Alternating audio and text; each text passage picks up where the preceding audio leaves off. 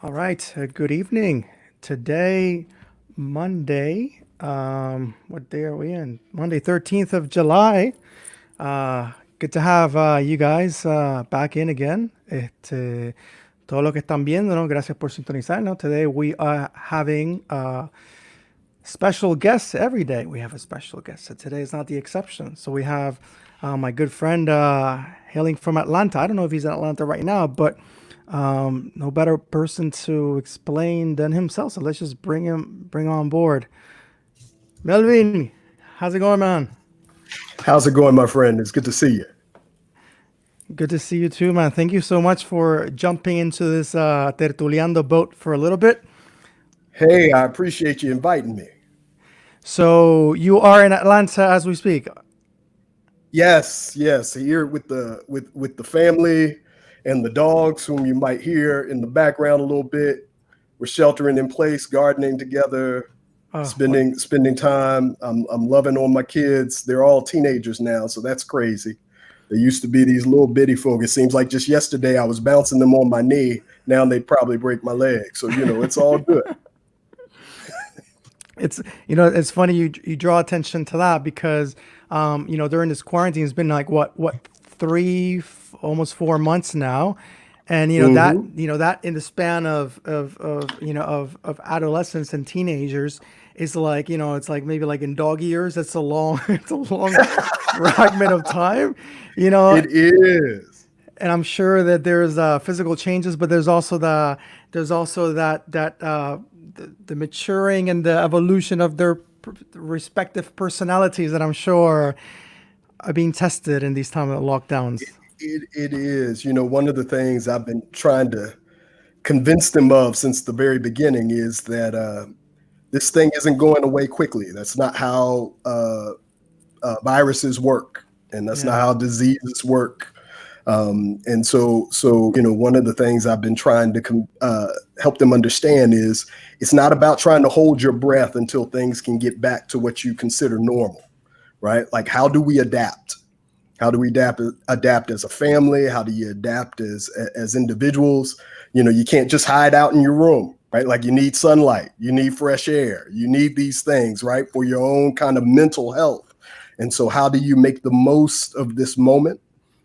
Exercising every day or every other day, just and being on the phone with your friends, but also knowing you can't fill the entire day with just that, right? Like, there's some learning you gotta do. There's some reading you should be doing. There's some figuring some things out, studying some things you've always wanted to learn about. All of those things matter in this moment, so that we remain good, well-rounded people, and maintain our mental health, like I said.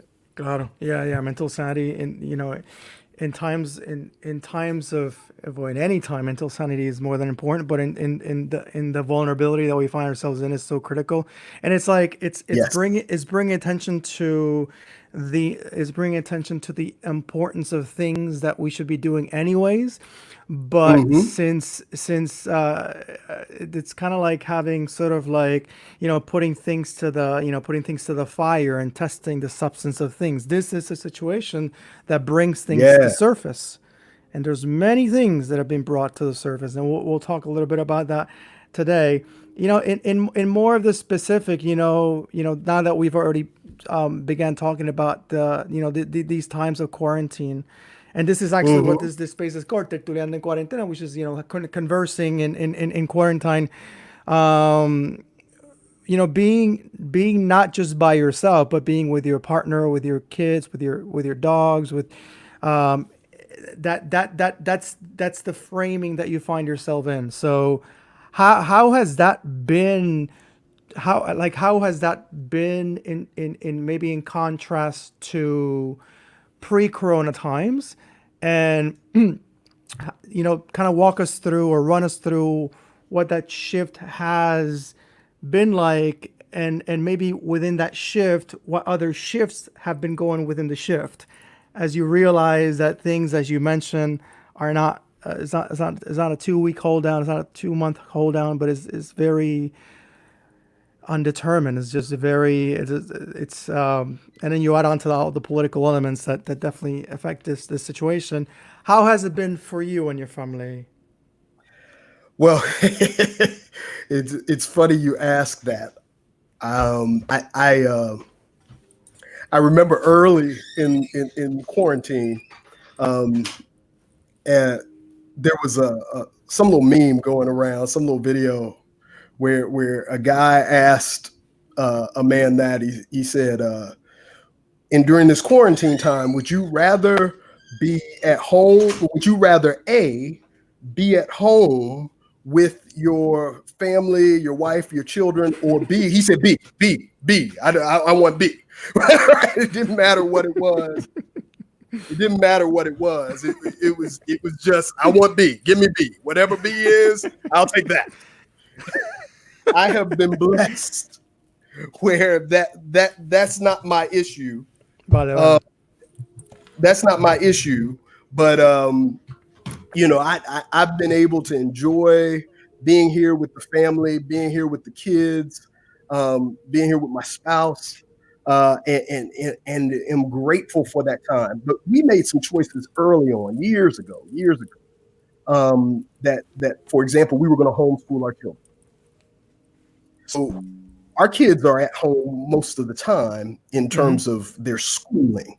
Now, my spouse, she organizes a homeschool support network called Kid Cultivators, and does a lot of kind of community organizing with that, but also helping other folk understand their options and what it means uh,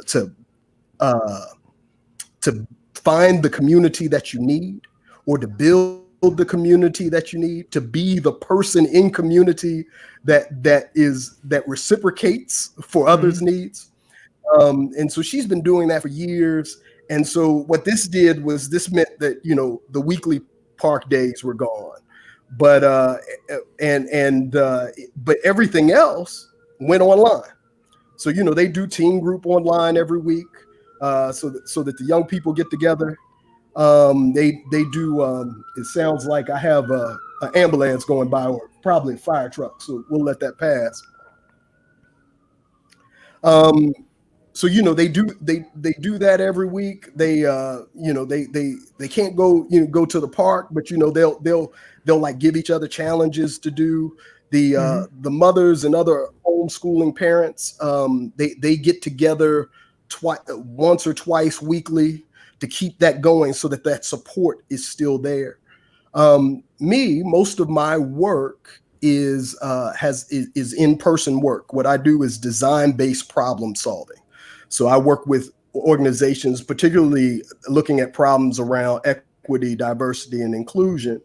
And we usually hold these design sessions where we bring people together and get them talking to one another and creating with one another, and finding that they have the answers. They just didn't know how to talk about it yet. And so that's gone the way of the dinosaurs. But what I've been grateful about is the opportunity to adapt myself and do a lot of that work online now, because this is that time. But it has been lovely to be home and to be able to draw my children into things.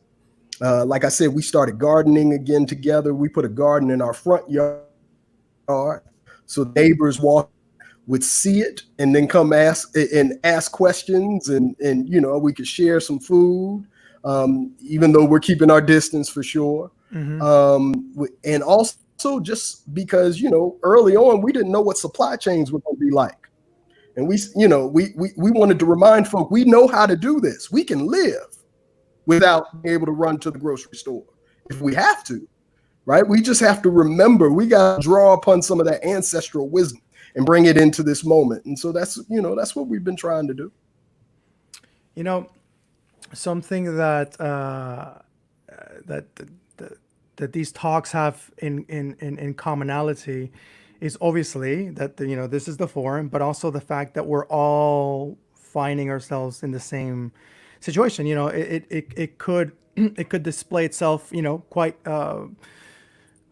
technically different to each folk, but we all find ourselves. This is something that has touched each and every one of us. You know, it to one extent or the other. Something I also like to expand on in these talks is to give the people listening or watching in, and also myself, the opportunity to get to know you a little bit more.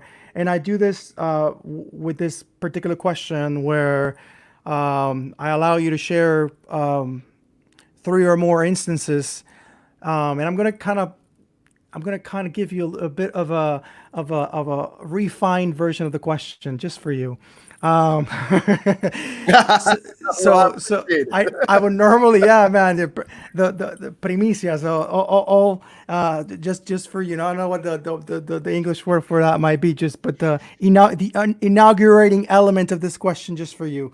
I usually ask what transformative or what catalytic experiences people can point to, and I think maybe I'm just changing the semantics, but I think the term woke, I think I like. I know it's been used a lot, but I'll use it in this question. But if you can share three moments in your life or more that you can feel, point to, and you can define as waking up moments for you. Waking up moments throughout your life. It could be anywhere in your life, as Mm, early as when you were a kid and as recently as half an hour ago. Just moments. It could be instances, it could be processes, it could be traumas, it could be just things that you can clearly remember that definitely help you start expanding, or maybe expanding your peripheral view little by little. mm. So, in tribute to the language of wokeness, um, the death of Michael Brown and probably the succession of murders from Trayvon Martin to Michael Brown to Mir Rice. And if if I start naming anymore, I'll just keep naming them. Mm-hmm. But I I remember coming to terms with the fact that as I watched people take to the streets in other spaces, I'm in Atlanta, but as I watch people take to the streets around the country, Freddie Gray in Baltimore and down in Florida and over in St. Louis and up in Ohio, as I take to the streets, I remember realizing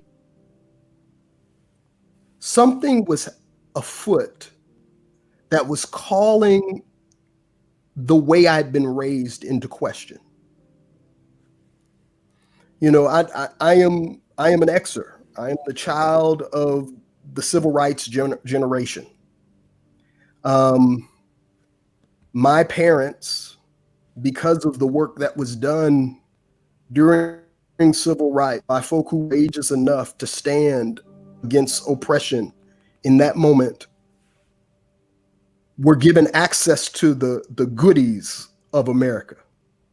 Right? They were the first generation of Black folk who could get credit cards, and with those credit cards, leverage buying power in ways that their parents could not.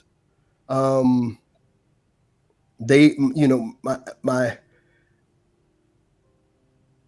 and I remembered how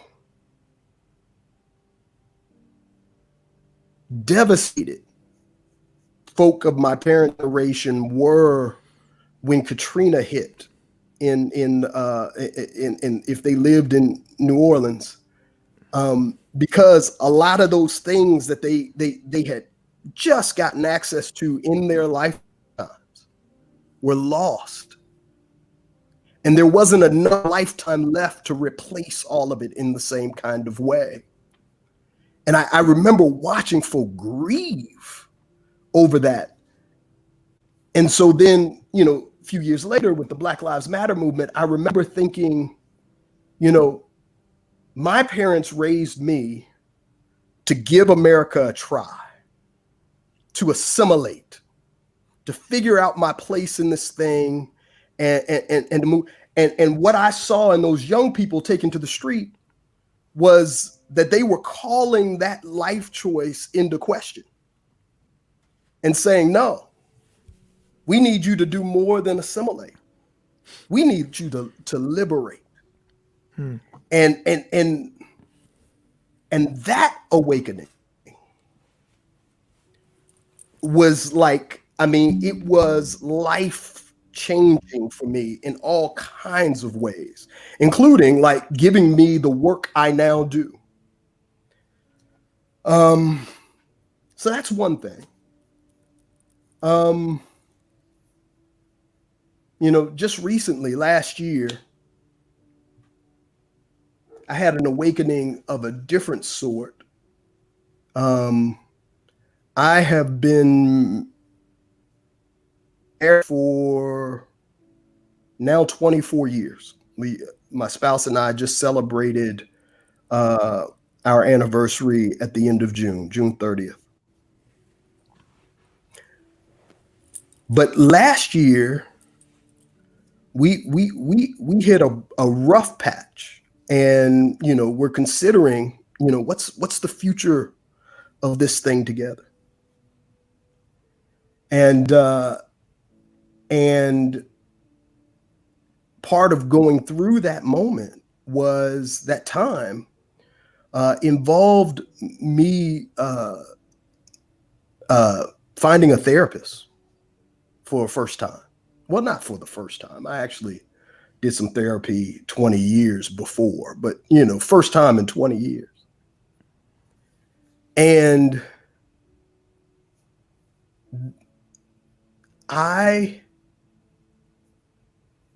the work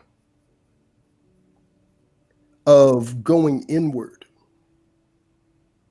and dealing with my own emotional baggage, hurts, harms, the need for healing around some stuff, the work of confronting oneself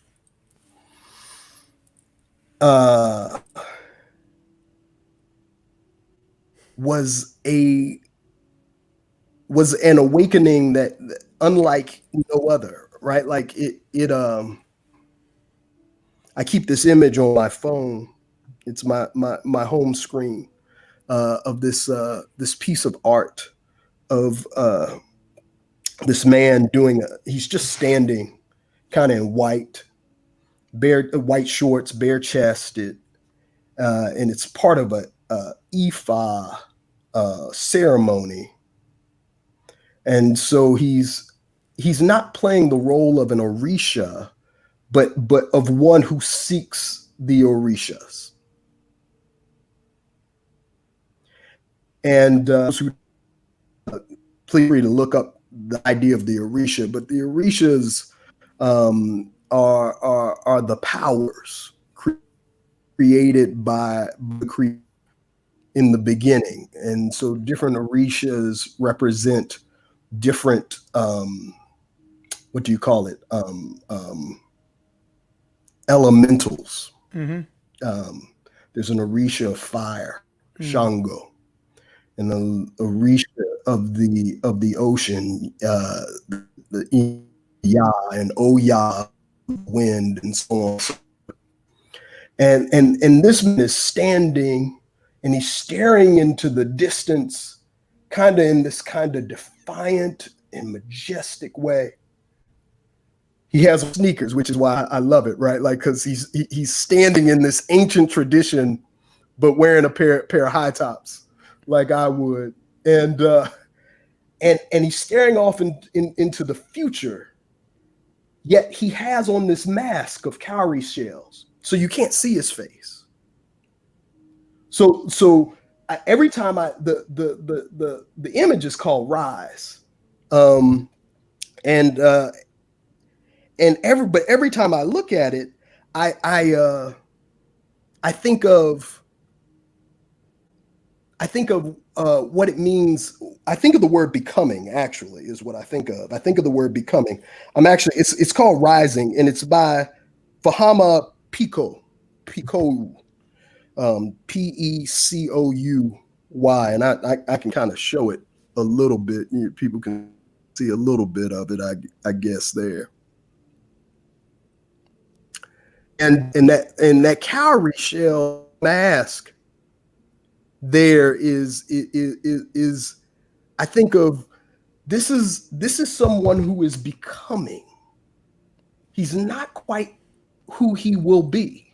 Mm-hmm. And that's how I think of myself. I think of myself in this stage of becoming, and coming terms with my own masculinity and elements of it that are toxic, and purging myself of that, and then giving the better myself back to those who matter most to me, my beloved and my children. So there's that. And let me tell you one more. It's actually around the time that you and I met. So for those who don't know, Angel and I met at a gathering called the Wild Goose Festival in the in middle North Carolina. At that time, it was at this farm called Shikory Hill, the name Shikory Hills, or in Shikory Hills, I guess. And it was the Shikory Hills farm. And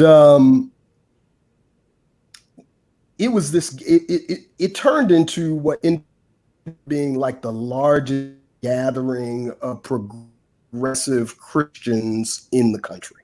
Mm-hmm. But at the time when we showed up, I was part of some of the organizing of it. And when we showed up, we didn't know what it was going to be. And I got on site maybe 2 or 3 days before everything jumped off. And I ran into this guy as I was pitching my tent. His name was Brian. And I didn't know Brian, but I knew his partner. Well, I knew his new partner. And then he said, "Oh, you're Melvin. Oh, you're Brian, right?" And so he and I started talking. And I have this tendency to go deep fast with folk, and so we got to talking. And he was telling me about a previous relationship he had been in. He had been partnered for many years with someone, and as he described his grief, my heart broke with him. And in that moment, almost instantly, anything that was still needed to be worked out inside of me. I kind of come from a religious background, so I carry a lot of religious baggage, or I carried at one time a lot of religious baggage around homosexuality. And anything that needed to be worked out in that moment, or that was left, was worked out in that moment. The moment my heart felt his heart. And I knew what it was like for him to grieve, because I knew what I would feel if I had lost my beloved. Mm-hmm. And it took me back in that moment. It took me back to when my first year teaching, when all the queer kids at my school, in high school, decided that my room was going to be the place where they were going to hang out after school. I also taught drama, so there's some rationale for why they hung out in my room. But they decided my room was going to be the place they hung out, right? Hmm. And as the group grew, hanging out, I remember one day being like y'all know, like I have issues with the lifestyle you're living, right? Because that was the language I had at the time. And they were like, and I don't know that anyone actually said this, Hmm. but the way they acted was simply to say, "That's all right, Bray. We gonna love you anyway. You'll Hmm. come along." Hmm. And so, if it weren't for their commitment to me in that way, then I wouldn't have been in the place I was when I met my man Brian. And that work couldn't that awakening had taken a lifetime, right? Like it had started with my cousin who was trans back when I was a kid, and all I knew is that I loved my cousin, right? And that seed of that love for my cousin continued and work till I ran into these kids who said, "We don't care about your theology. We got you." And then their willingness to embrace me just kept working and working and working until I ran into Brian, and then all of a sudden, boom, I was awake, and I was like, "What in the world? I've been asleep all this time." So those are three moments of kind of wokeness that have happened for me that I am so immensely grateful for because they make me who I am today. It's whether we know. There's this, and I don't mean to lighten the moment or make it of parodic nature, but I used to, well, I still do No, watch. come with it. I still watch The Office, but there's this one quote from The Office that I find so remarkable. One of the characters, Andy, says, "I wish there was a way that I wish there was a way I could know I am in the good old times before I leave them." And the way I tie that to here, the way it'll have some congruence. Just wait to it. The way I tie that to this is that sometimes we don't know that what is unfolding in the present moment, it is of severe cathartic nature. And then later on, we find ourselves with a Yeah, conversation with Brian. yeah, yeah, And I think it's worth noting that yeah. I mean, it's a gift. I think it's definitely emblematic to it's emblematic to life as a whole. That's the thing. I mean, as much as we want to compartmentalize life and make little drawers and make it nice and organized, which is fine. It all kind of connects. It all, it all overpours onto the other. No matter if we divide into little containers, the water from one container is gonna bleed over to another container, and that's our whole life as a whole. That's our life as a whole. It's all very much interconnected. I'm curious. Yeah, yeah. In fact, if I could stretch that metaphor a little bit, Go for it. if we allow ourselves to be carried by that current of that pouring over, pouring over, pouring over, then what happens is indeed it gets better. Like indeed people do grow. Indeed we do become more. Um, but that's only if we allow ourselves to be poured forward in that way, right? Like to be carried forward in that way by that current. Hmm. Those of us who get all defined about it, and get all like, this is who I am, deal with it, then indeed that's all you ever are. Yeah. And also, and even when we, and this speaks into some cases, but even when we experience that apparent defiance, there's something quite interesting, and I can relate to this very directly because, and I think many can maybe relate to this.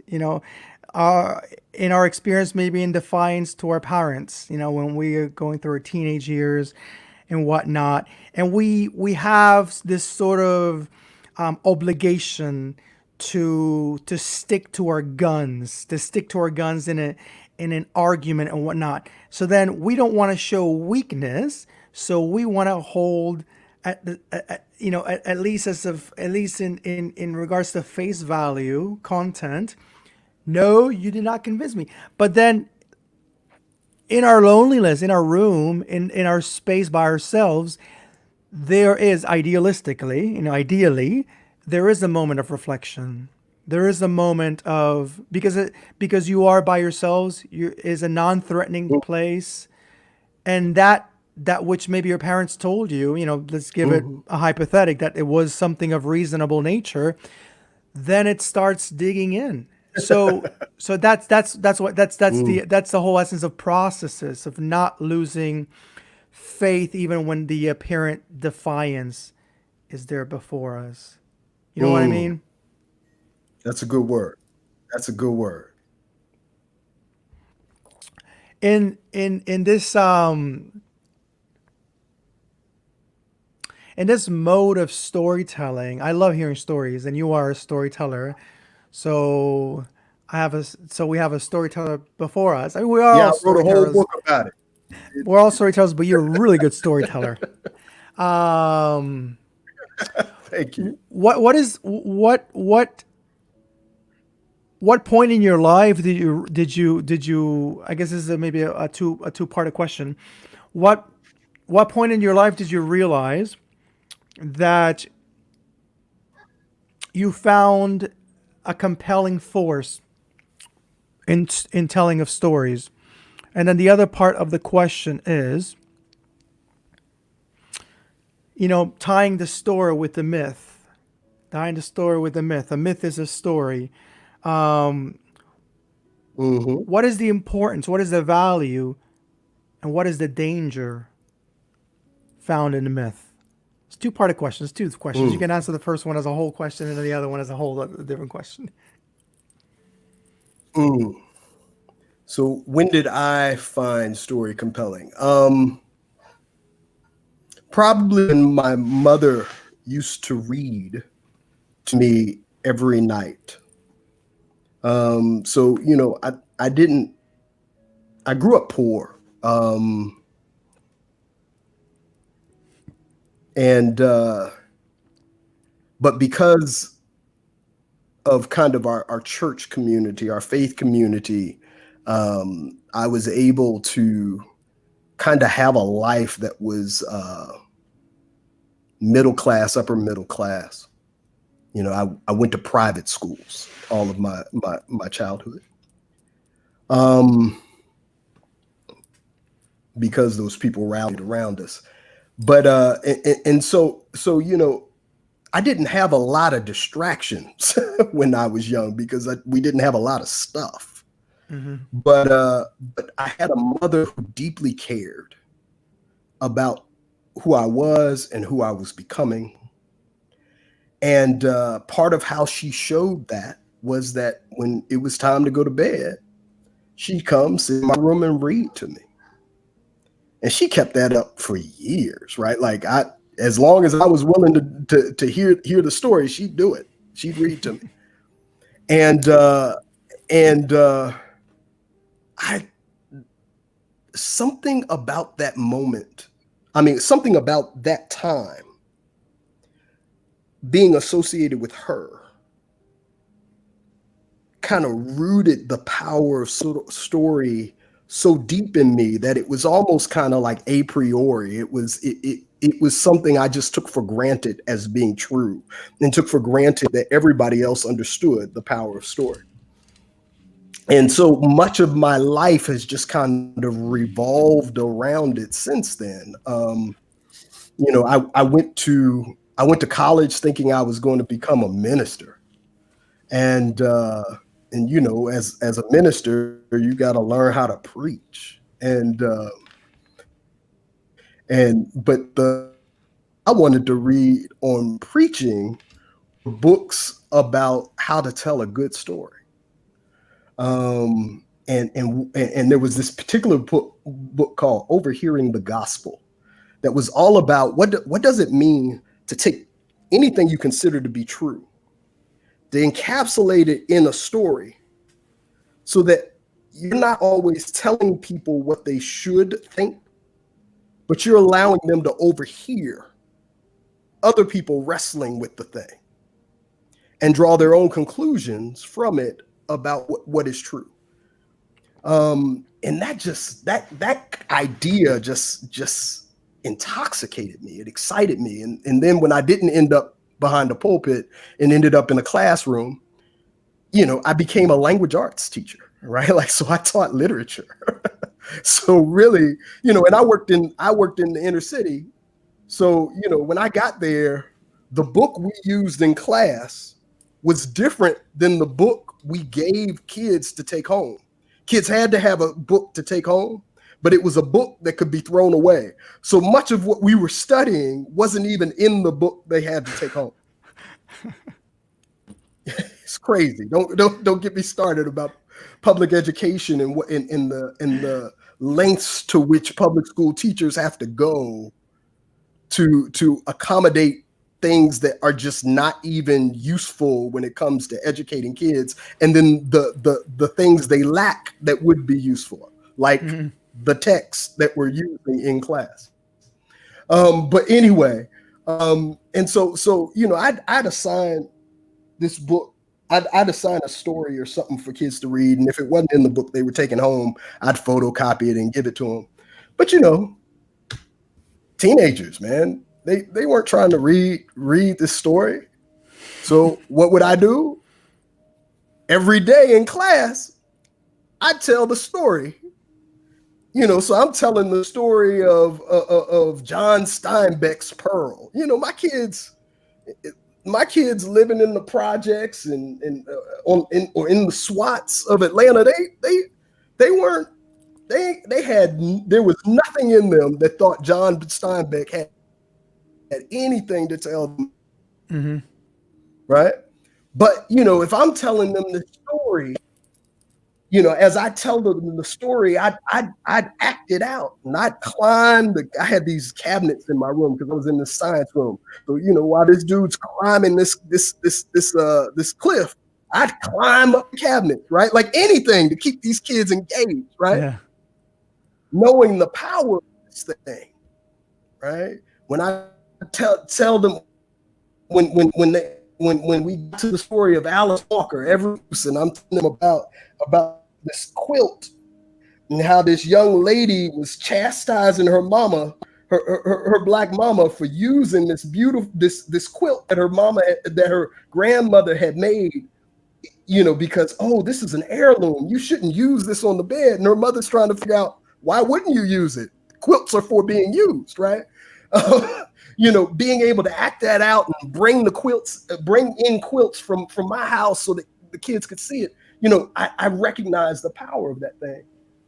And so it's kind of been, and then, when my kids, my wife and we grew up in kind of steeped in church, and we made different choices with our kids, but I wanted them to have some sense of the divine. I wanted them to have some sense of faith and some sense of justice and truth and beauty and all these kinds of things.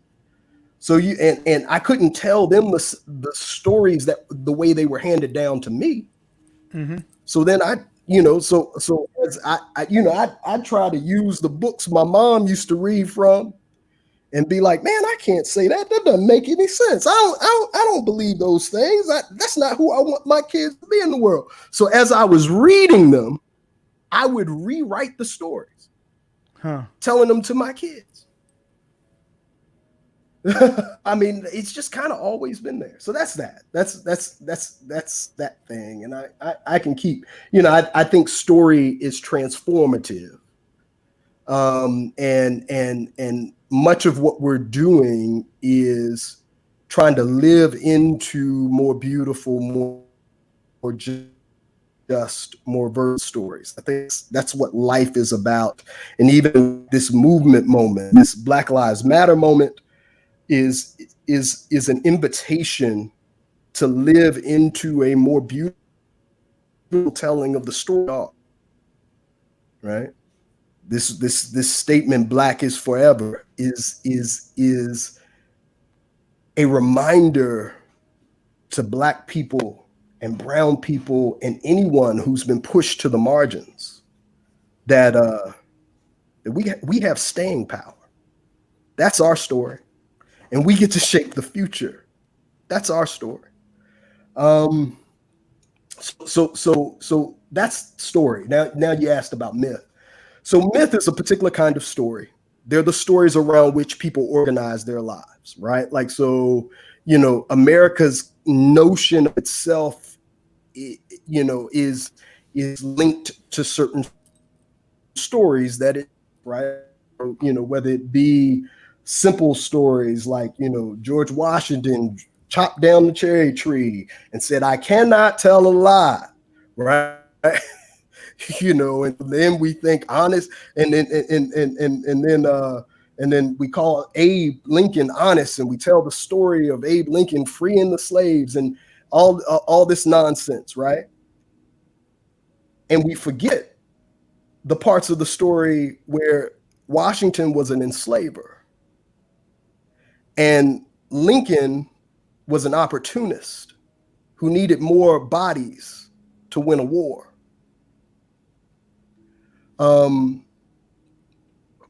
So stories, myths are the stories around which we organize our lives. Myth does not mean lie. So these are the stories we've organized our lives around. We've organized our lives around notions of supremacy. Who's going to be on top?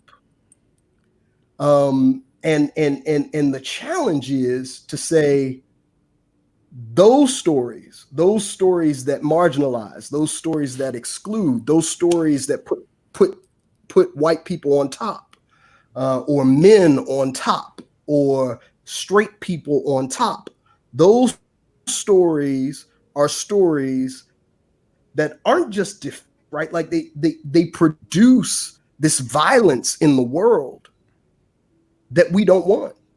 And so just like we chose to organize around those stories, we can organize around different stories, more beautiful stories. And we can organize around stories that actually say we don't have to have a future that is limited by our past or our present, but rather we can dream of a future that makes room for everyone, whether or not we've ever known that kind of world, and we can live towards it just because we can choose to organize around that dream, right? That notion of beloved community. Mm-hmm. Now, what's problematic about myth and how myth is used is that most people aren't conscious about the art of it. And so you get a con like Don, who's in the White House, who comes along and knows how to tell a good story, knows how to tap into what for people is true, even if it's not fact. And he can organize enough folk to where then he can put himself in the seat of power, because the folk who were running against him and saw him for the threat that he was didn't know how the art of myth making in the same way, and so they didn't have as much facility at telling a story that we could organize around.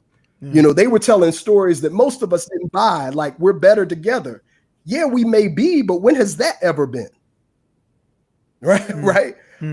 They didn't know how to drop they didn't know how to encapsulate a truth that all the people they needed could organize around. And so then Don slips in, right? Like the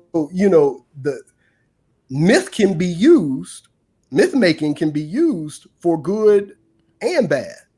Yes, we can.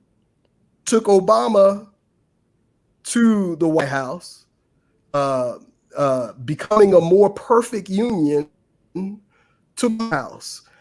We are not red states and blue states. We are the United States. We're myths that Obama organized us around, and for 8 years we were in power.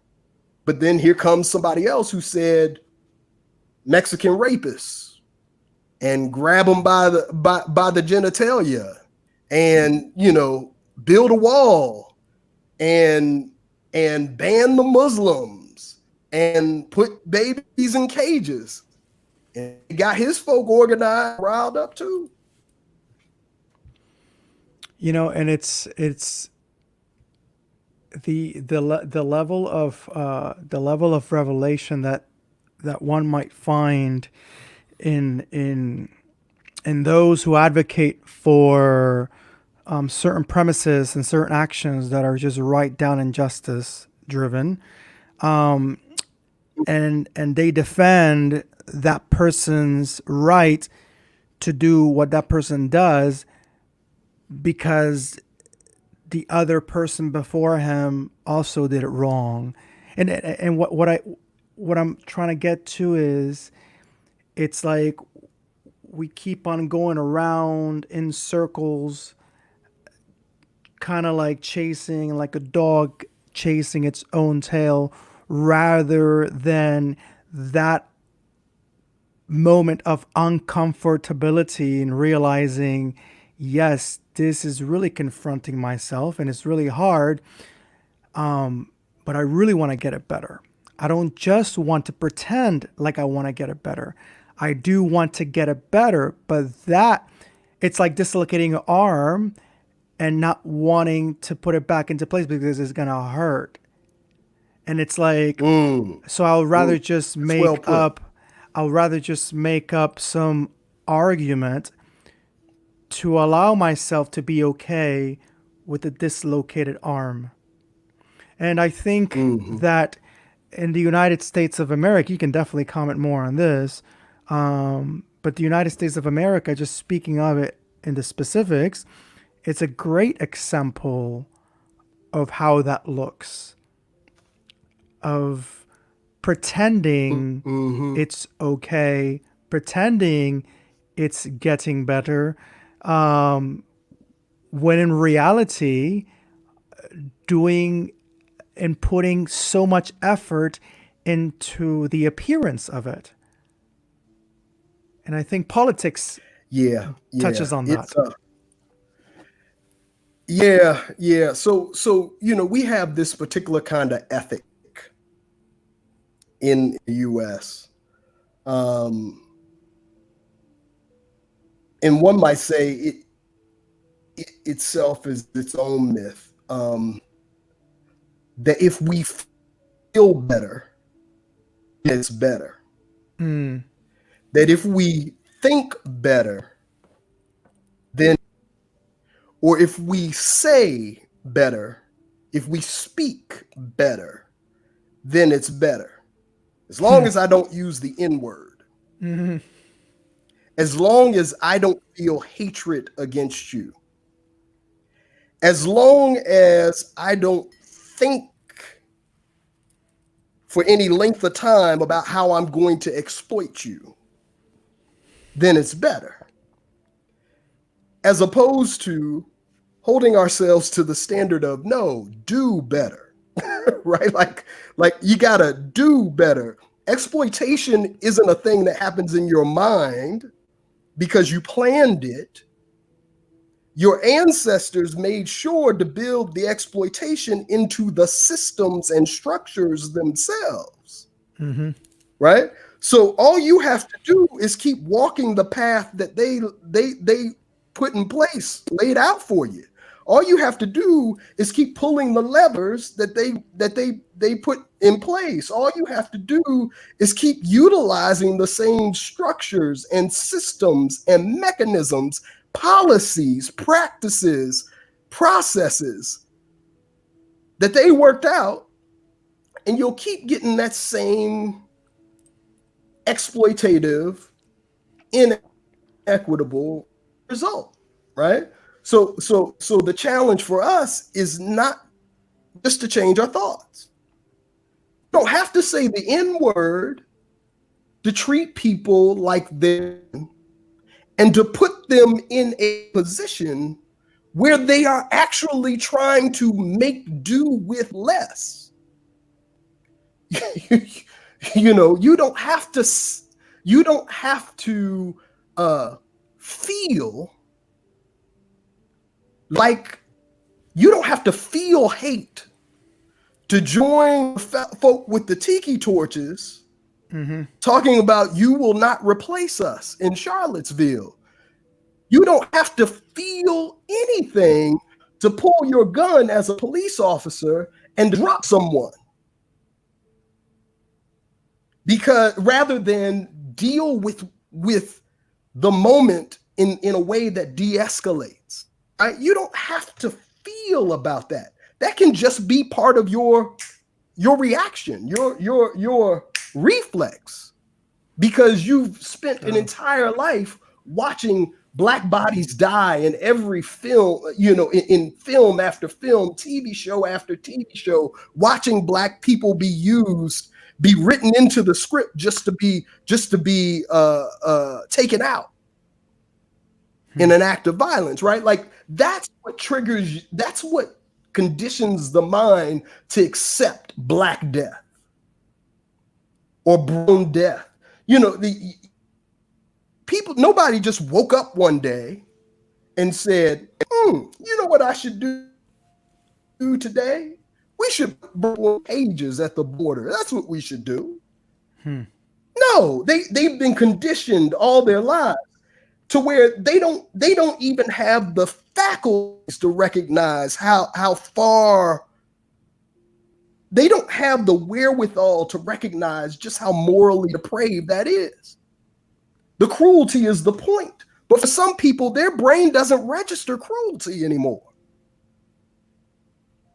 Right? So because they've been conditioned to accept the disregard of anyone who's not like them, to accept the stories that are being told in the story of the caravan, the story of the folk who are coming to jobs. Someone unlike you is coming to take what's rightfully yours. They have been awashed in that myth for so long, to where every person that is not like them is that threat, right? And so with that in mind, man,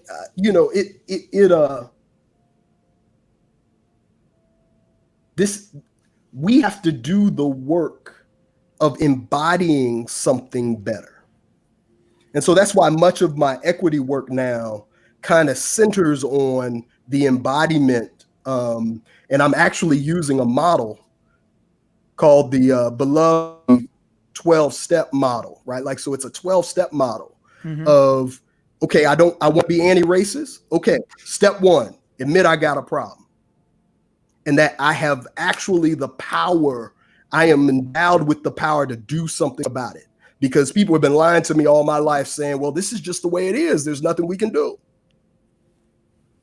All right. And so like people who are getting over a substance addiction, so too those who are getting over a social addiction then embody, practice, behave their way into being a part of the world that is better, that is equitable, that is more beautiful and more just, that is that is liberatory, right?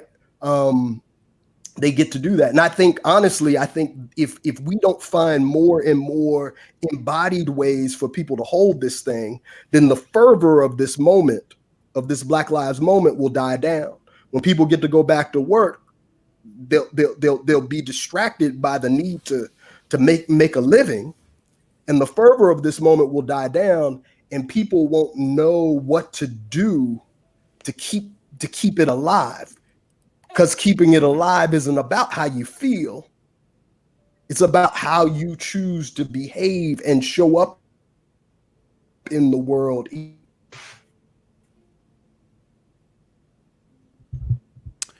I have and as we start, landing this conversation, I have one or two more points.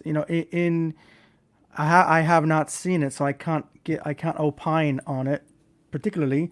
But Hamilton. So given the Oh it's man, you need to see it. You need to see it, brother. I do, I do. It's just it's I'm three not throwing hours. away my shot. You got to do it. It's but I want to, with I'm okay with spoilers. It's fine. But in the in the play Hamilton, there's angles coming from all over, and speaking about myth and speaking about the power of myth, and all its essence, that it's about, it's not, it's like Bart Campolo last week was here sharing with us, and he said, like his grandmother used to tell stories, and then she said something in the likes of, you know, don't let don't let the facts distract you when the essence of the truth is what's important. I'm totally butchering what he said, but it's in that truth that is essential and substantial in the story. So with Hamilton, which is obviously, I mean, just the fact that black people are playing white people, it talks about, it's not meant to be factual, but there's something happening in that too. There's something that Lin Manuel and There's something everyone who was a deeply part of it. true about it. So but then there's also the critiques that have been coming in, which angle in problematization of something I think is worthy of talking about. So what do you make about this story, which I think it's a modernized myth, perhaps? What do you do with that? As you saw it, I'm sure you Okay. have interesting opinions on it. First off, let me go on and get that out in the open, right? Like, you can't say anything bad to me about it. I loved, as a literature buff. I loved it. I loved it, as a storyteller. I loved it as one who loves history. I loved it, but and I love being able to share it with my kids, right? Like, so that my and I'm calling them kids. They're all teenagers. I have a Hmm. house of teenagers. Um, so there is that. Um, this is what I think is important and what folk need to understand when they see it. Lin Manuel, give me his whole name. I'm on it Lin with Manuel rhythm, but Miranda. I'm not saying his whole name right. Lin What's Manuel his name? Miranda. That's it, Miranda. Now I'm not going to get the pronunciation right, but Lin Manuel You're good. Miranda.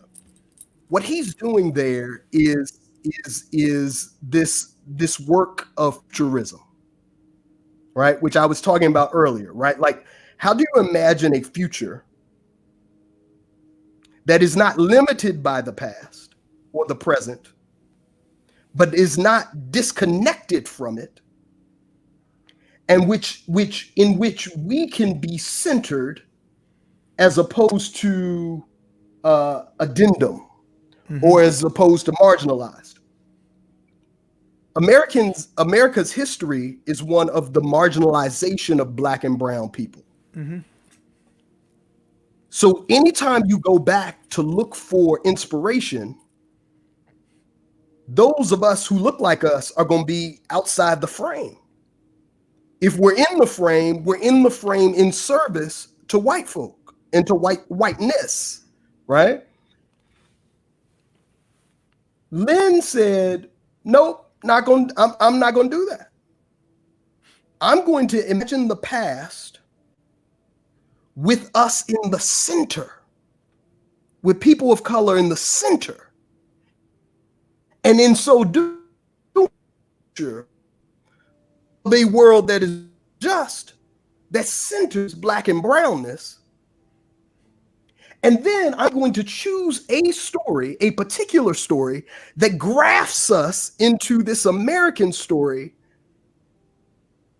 in the way by connecting to our present and saying we too are adopted children in this story, right? Hamilton was adopted or an orphan, right? We too are orphaned, right? We too are disconnected from our true past. And we may have to do this work to go back and reclaim it. But that doesn't mean that this story that we find ourselves in is any less ours. And so then he tells the story of this orphan who refused to accept that the story of liberation could not be his, only belonged to those who were on top. And in so doing, the challenge of the moment is, this is our time. This is our moment. This is our moment to seek and press for liberation. We get to take up arms, whatever that means, right? Like to do intellectual battle, for communal defense, whatever the case may be, we get to not throw away our shot. This is our shot. This moment is ours. And we get to not wait for it as in wait until they finally give us our due, but wait for it as in we get to lie and wait. And when the moment comes, we get to pounce on that thing. Man, there's very few things that has the cultural resonance and the mythological power as Lin-Manuel's telling of the story of Hamilton. Regardless of who Hamilton himself was, we weren't meant to see Hamilton, who he was himself, is just a vehicle. We were meant to see ourselves on that stage, and he did that. He did that thing. And I think that, I'm so glad that you're so passionate about this, because you're you're commenting as an enthusiast, but you're also commenting. You have your background in drama, theater, literature, so that's all playing into your appreciation of this work of art. And I think it's crucially important. And then hip hop. To talk about we can't miss hip hop, right? Like this idea that he took. And I'm sorry, you started to break up, and I didn't realize I was talking over you there. This idea that he took the parlance of this moment, the innovation of our lifetime, right? Before us, there was this thing called hip hop didn't exist, right? Like, it's in our lifetime that this was created. This is us. Mm-hmm. And us saying we will take our innovation and make everything that you made ours. Everything that you made to oppress us, we will make it ours, and we will repurpose it for our liberation. Let's go. All the things. I'm sorry. I talked over you. What now were you you're saying? good. You're good. So no, like that was all I was gonna say in regards to that. And to close off, I wanted to get your take on, and I want to sort of like touch on the different angles as to, Black Lives Matter, everything that's unfolding as of right now, which, Black Lives Matter didn't just happen a few months ago. This has been going on for years. as a slogan, but Black liberation has been going on for centuries. What do you think makes? Let me rephrase the question. I don't want to load it up with assumptions. Um, do you feel that, and this is just a yes or no question, then I'll follow it up. Do you feel that what's going on right now, in the specifics of right now, in the times of pandemia, um, as this movement has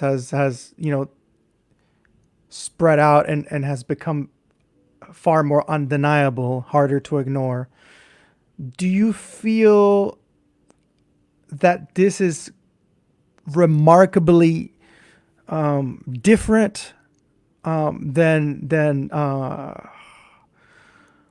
other moments in history? Because there's been so many, and I know there's the complexities that talk about this time now, technology and everything now, but I guess contextualizing it. Do you feel it's remarkably different, and how so? It's remarkably different. Like what's taken place, and then I'll ask you a follow up to that. Right. So first, let me do this, and I probably should have started here, right? Like, because if we're going to talk about Black Lives Matter, we need to call the names of those who spark whose murders sparked this moment.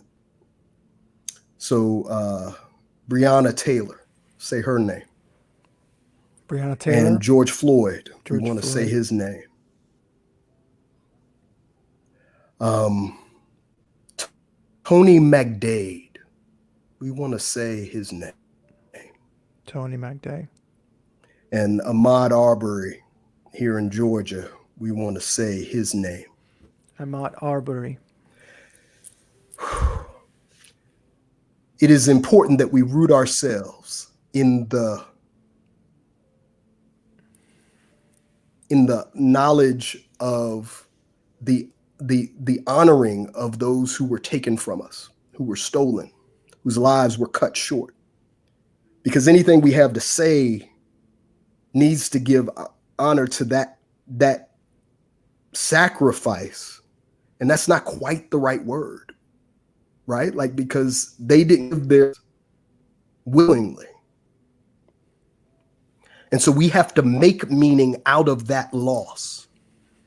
And so it's in the spirit of that I answer your question to say, is this moment different? Only if we make it different. Only if we make it different.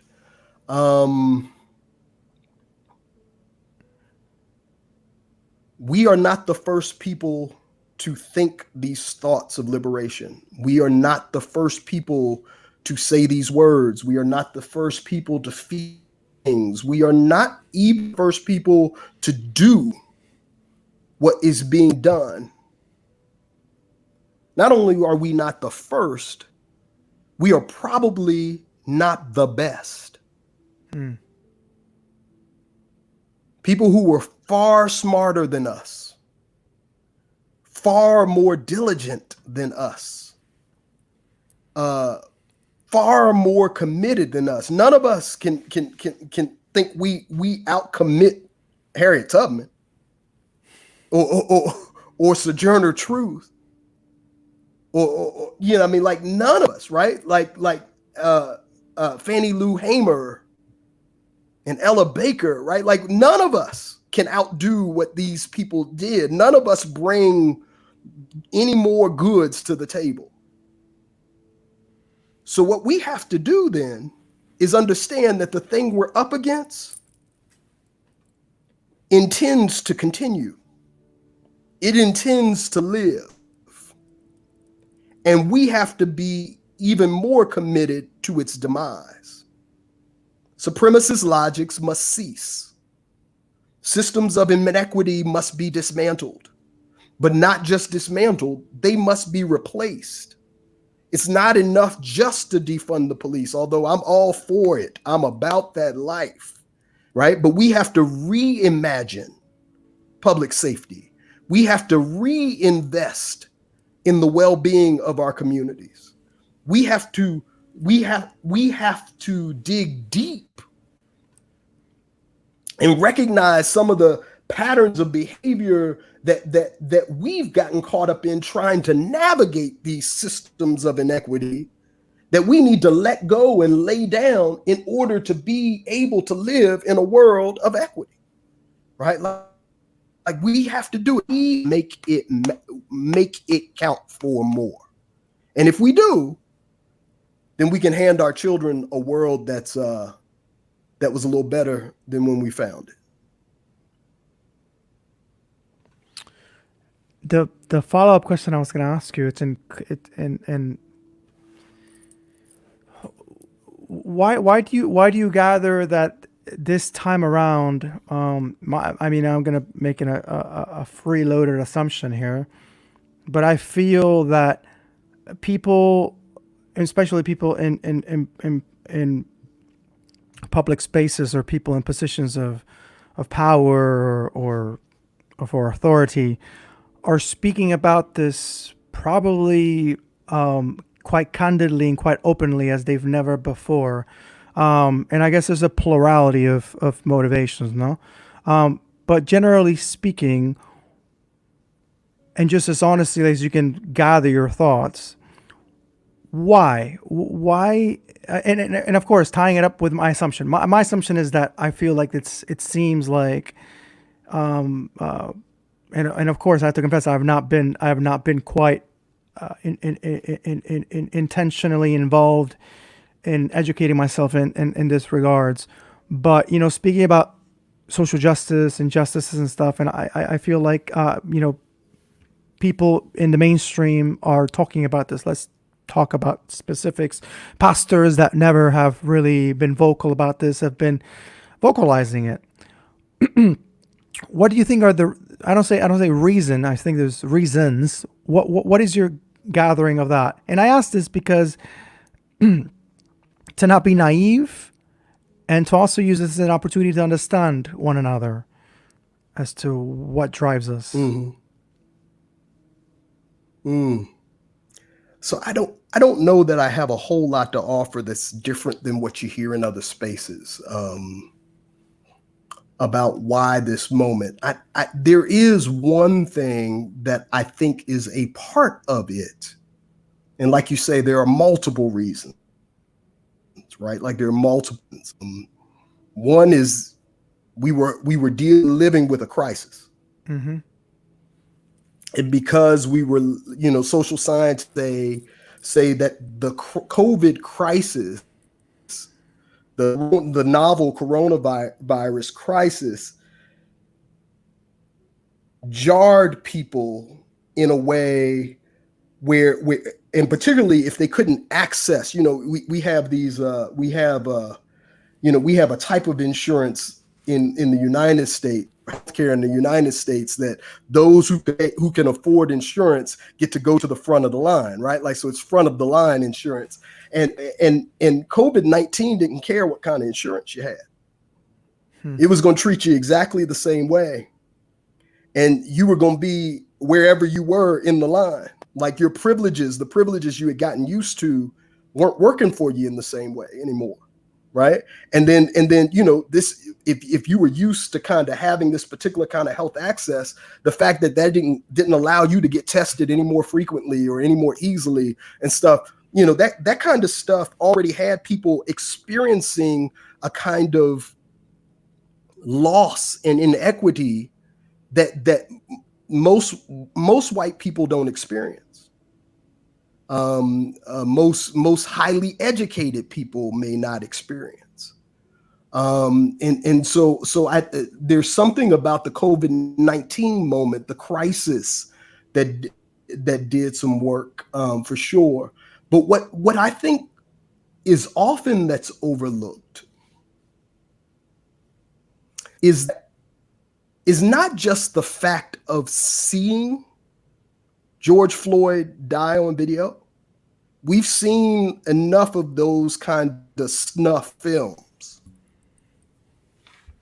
What I think, though, the murder of George Floyd did was it shook people because it disabused them of an organizing, a pretty prominent organizing myth. Most of us had kind of organized our thoughts and ideas around the death who weren't already involved in kind of Black Lives Matter, or couldn't, or weren't as politically committed to the notion.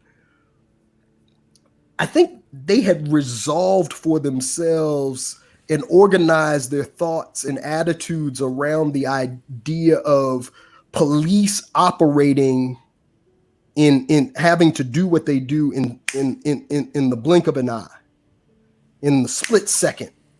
When you have to make split second decisions, sometimes some people are going to end up hurt. With George Floyd,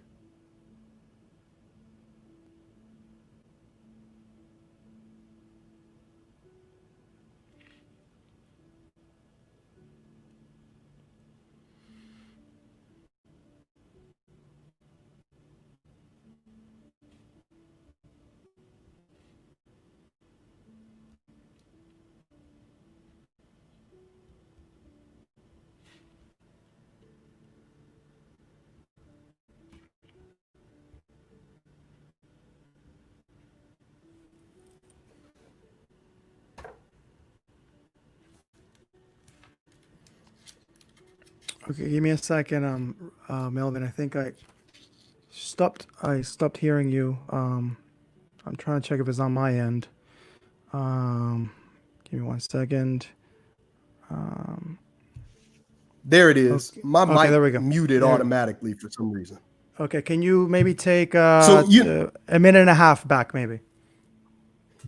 okay. I mean, what I was saying is what we saw in the murder of George was the slow, determined, methodical, insistent, hostile desire to assert of the system, to assert its topness, its on topness, even if it meant its life. Now, you and I know that's how systems of inequity work. They are meant to disadvantage some and advantage others. And they will do that on whatever terms they are allowed to do it. So if they're allowed to do it subtly without people taking a whole lot of notice, they'll do it that way. But if they have to do it as an openly hostile act of war, they'll do it that way too. The subtle is no less hostile than the openly aggressive. But the goal is to carry out that hostile insistence that I will be on top. And so that's what we saw. And we saw in people who had soothed themselves with the notion of, oh, these decisions are made in split second, found out, no, these decisions aren't made in split seconds. They are executed in split seconds. But the making of the decision started in 1619 or sometime before that.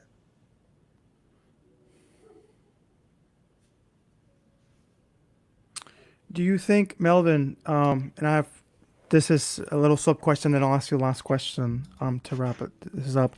Um, it's partly related with that I asked you. It's not to live in a state of paranoia, but in being or in having discernment of the voices that are speaking about this for the first time, quote unquote, for the first time, or at least as loudly for the first time. Do you feel, let's say people are talking about this and it's because it's trending in such an inevitable notion, but then things are happening so quickly and so fast. That's how news and media are. Then this will occupy the back seat eventually. How does one, or does one have to be weird, or does one have to just simply ignore those voices that are maybe in positions of authority and power that are talking about this? Let's say, for example, let's say a Joel Osteen that's talking about this now, and I can't judge the guy on this, but let's say it, and then it's not a conversation piece anymore. Eventually, does one simply, or in your opinion, does one simply ignore that? Not the one just to become infatuated with that, but does one allocate prophetic essence to that, or lift a prophetic voice to that? Does one just ignore that and carry on? I don't mean to make it a binary thing or a dualistic thing, but because that is a phenomenon. That is clearly going to be a phenomenon that people are going to be catching on because it's trending. What relevance is it That's in, right. in looking at that? But it's not just because it's trending. People are doing it so they can co-opt it and reshape it and mold it into toward the end that they want. We saw that happen during the civil rights movement, right? One of the great joys of my life was to be able to spend time with Elder Vincent Harding for his passing years ago. He was a civil rights icon. He was actually the one who wrote King's speech of the three great evils of militarism and materialism and racism. He wrote this amazing narrative history book called There Is a River. And if you ever get a chance and you want to read about the freedom struggle from the shores of Africa to the current day, read There Is a River. But one of the things that he told me was that the goal of King and those around him who were deep in the civil rights struggle was to transform the United States. What happened was, in place of transformation, those in power said, well, we'll allow integration. Integration was only ever meant to be a step on the road, right? It was not meant to be the goal. The goal for King was beloved community, right? Which was wasn't about how people felt towards each other. It was about reordering the relationships of power. And so what we have to do in this moment is not allow those who are finding themselves decentered to recenter themselves by co-opting the message and the call. So we have to get clear about what it is that we are striving towards. The language I use is, we are seeking to eliminate persistently inequitable outcomes. Now, there's a lot of specificity we can give to that. People being black people being killed by the police, murdered by unarmed folk being murdered by the police not being able to de-escalate, the police continuing to get all this funding instead of social services being funded, schools being underfunded, so on and so forth. We can go down the list of specifics, but what we're arguing for, what we're striving for, is the elimination of these persistently inequitable outcomes. Mm-hmm. That's the thing that needs to be addressed. That's what racism produces, and that's the thing that needs to be corrected. We need equitable outcomes. So when they come and they say, hey, we'll give you this symbolic thing, we'll take down these flags, we say thank you, and now we need you to go back in that chamber and vote about restoring the Voting Rights Act, or vote about reparations, or vote to reallocate funds for the actual public safety of our community, right? Like, this is what we have to do, right? When they want to take down the statues, thank you. We need to stop venerating traitors, no matter whose history that is, right? And we need to hear and create change policy so that Black and brown folk who are dying in disproportionate numbers from coronavirus are no longer dying in disproportionate numbers from the coronavirus, so that we stop committing acts of war against indigenous people by riding up on their land and having military speeches and nonsense like the occupant of the Oval Office just did for the 4th of July, right? Mm-hmm. Like, so that we stop denying indigenous people and Black and brown people fair access to the ballot, that we stop voter suppression, that we change the way that our policies disproportionately impact the poor, and we get about create mechanisms whereby people have a living wage and have access to health care and have the things that they need to survive, right? Like, we have to keep them focused on substance until we eliminate these inequitable outcomes. And that's definitely quite a feat for sure. And we keep on moving forward, as Eduardo Galeano quotes another person who has obscure, I don't even remember her name, but maybe people commonly attribute this quote to Eduardo Galeano, but it's about the utopia and moving towards a utopia. Like, what is the purpose of the utopia if we're never going to reach it? Because, you step five feet forward, and then the utopia takes another 5 steps forward, and it seems unattainable. So what is the purpose? And he's like, well, the purpose is to continually move forward.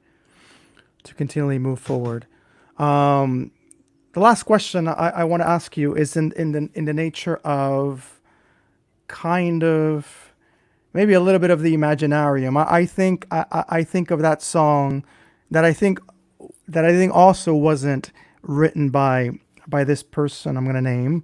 I think it was a cover, but I'm not sure. It's a Pete Seeger.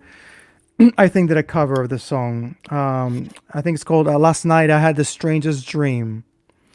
And it's a song about an Imaginarium. I don't know if you ever heard it, but about imagining a world without militarization, without endless wars, and imagining a room where all the countries are coming together to now sign peace treaties that actually mean something, not just BS, and having that be a new normal for the world. And this is a song I think plays into that utopia Imaginarium. As you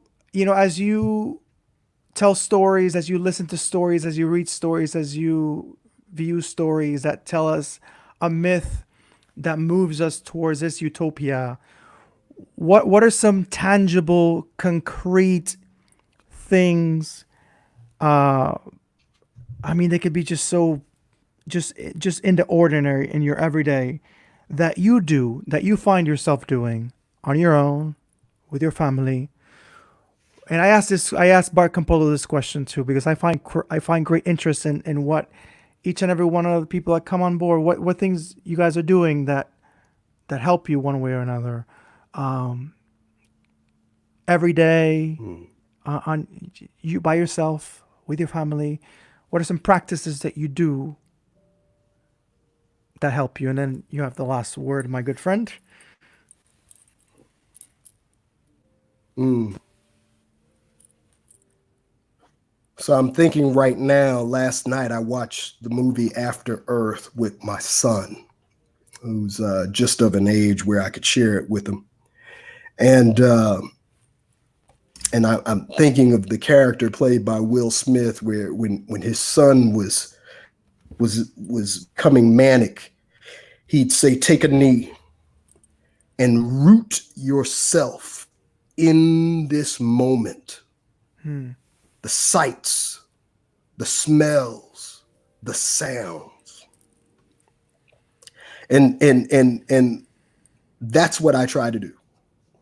So I root myself by putting my hands in the dirt of my garden and touching the plants and pruning and caring and tending, having to go in and out to prepare natural uh, natural agents made from water and essential oils to spray on the leaves to get rid of the aphids, or to get rid of the army worms, uh, but yet not wanting to harm the good bugs that live in the ground and that help things to grow, Mm-hmm. not wanting to harm the birds that are in my front yard or the bees that pollinate. I sit in meditation, particularly if it's raining outside. Something about the rain calls me. The Shango energy in me loves the thunderstorms, the wind and the wind, that Oya energy. I love stories and sharing in story and reminding myself it is a fundamentally human thing to do, and I make it a point to do that. And then finally, I I am becoming more and more mindful of the need to pause and step away from work and check in with each individual in my family and to give them the gift of thoughtfulness that you were on my mind. So I came to check on you, but then to also be open for those moments when they're actually in a place where they want to engage me in response. And it's not just I'm okay, but like, hey, let's talk, or let's spend some time together. Let's be with one another. Let's share this music. Let's do that. Watch this thing. Let's share a meal. I think those are the fundamental things that root me in the sights, in the sounds, in the smells and the tastes of the moment, and give me a place from which to launch and do and hopefully create goodness in the world. Melvin, thanks so much for spending this time and space and exchanging thoughts, emotions, feelings, and I really appreciate it and I really value it immensely. Thank you so much for the invitation, and it has been a pleasure, my friend. And everyone that tuned in briefly from beginning to end in whichever way, thank you. Thank you. You definitely make this special, and thanks for uh, everyone that commented as well. And we'll see each other tomorrow. Have much peace, much love. And until next time, hasta luego.